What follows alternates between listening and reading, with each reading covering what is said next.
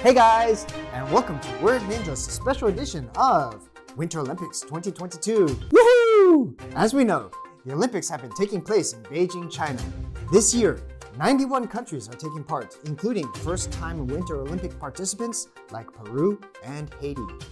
Today, we'll be focusing on 5 sets of words from these events and discussing the meanings and origins of each one. So, are you ready guys?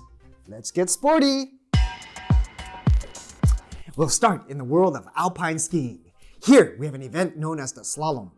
It's an exciting high-speed sport where the skiers zigzag past alternating red and blue poles known as gates as fast as they can, and just 1 second can mean the difference between winning gold and not even making the podium.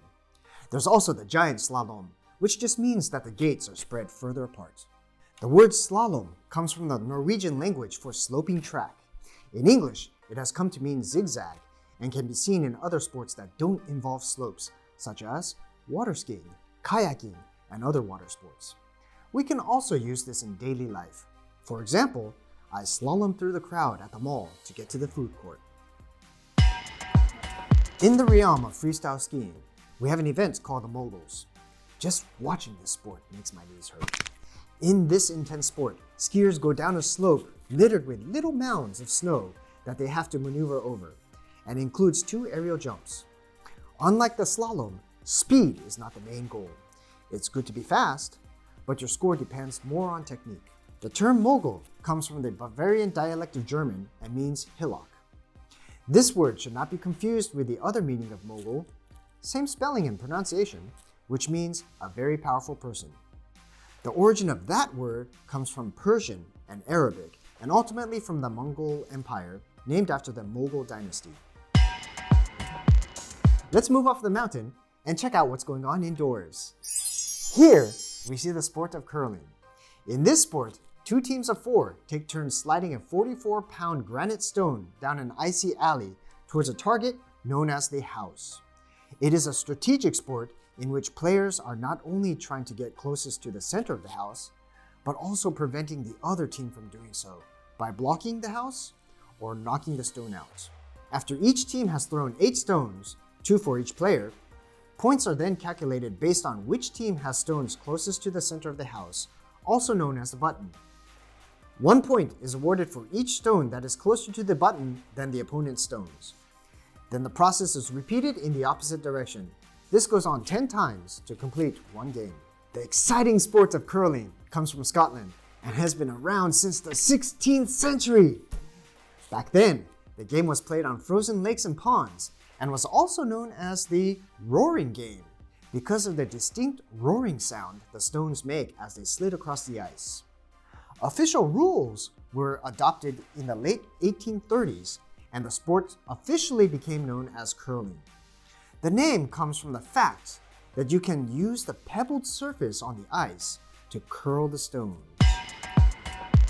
Moving on, now we go to the sliding center, where we will take a look at 2 sports, luge and skeleton. These 2 sports may seem similar at first, but there are some major differences. First of all, riders go down feet first in the luge, whereas they go down head first in the skeleton. Also, in the luge event, riders start in the sitting position and push off. Riders in the skeleton event have a running start. In both of these sports, as well as the bobsled event, riders are trying to be as aerodynamic as possible. 1 wrong shift in the body weight can end up in disaster. So, where do these words come from? The term luge comes from the Savoy dialect of French, spoken in Switzerland, and means small coasting sled.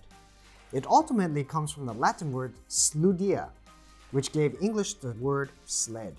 As for the skeleton, there are 2 theories on that. One theory is that because the sled is just a bare frame, it was like a skeleton. Another theory is that skeleton is just a bad anglicization of the Norwegian word kjelke, or ice sled. Finally, we end up back indoors in the ice rink to watch some figure skating. Are you watching the video? Finally, we end up back indoors in the ice rink to watch some figure skating. Have you ever wondered what the commentators are talking about every time a skater jumps? What do they mean when they say flips, loops, double axels, and triple lutzes? All these terms depend on the position of the skates as the skater takes off and whether they use a toe pick to help propel them into the air. There are 6 types of jumps in figure skating, but we're only going to talk about 3 of them: the Lutz, the Salchow, and the Axel. All 3 of these jumps are named after skaters who first performed them.